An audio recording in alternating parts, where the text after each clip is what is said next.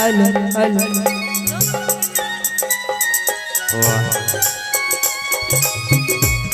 क्या बात है भैया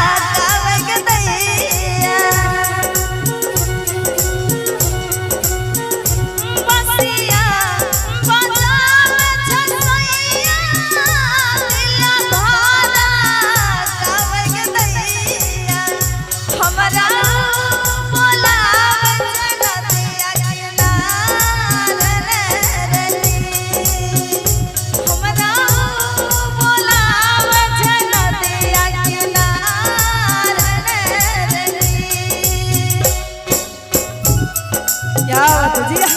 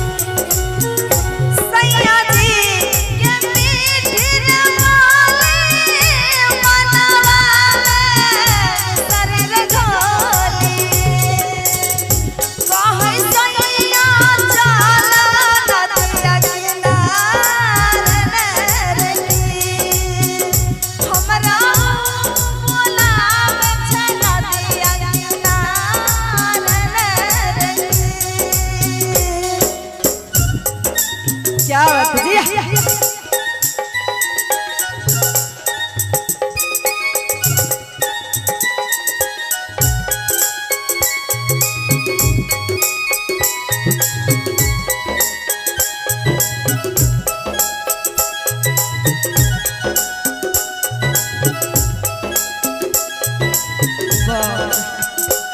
आपका पुरस्कार देने के लिए बहुत बहुत धन्यवाद। थैंक यू आपको।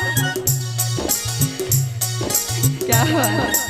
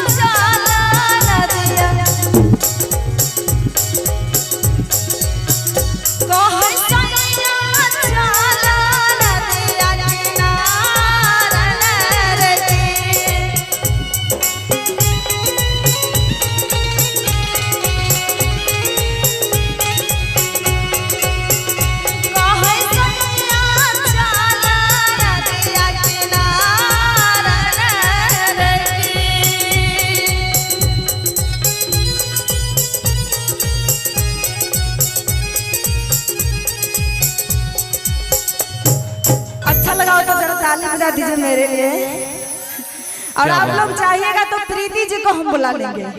क्या बात है। आ जाइए प्रीति जी एक बार मेरे लिए स्टेज पे जी। और हमारे दर्शक लोगों के लिए जल्दी से आ जाइए, भागे भागे। ये प्यारा सा पुरस्कार आया हुआ है ये देखिए मोहन शर्मा, मोहन शर्मा की तरफ से, जिन्होंने 101 रुपया से नवाजे हैं। मोहन जी को लाख लाख धन्यवाद।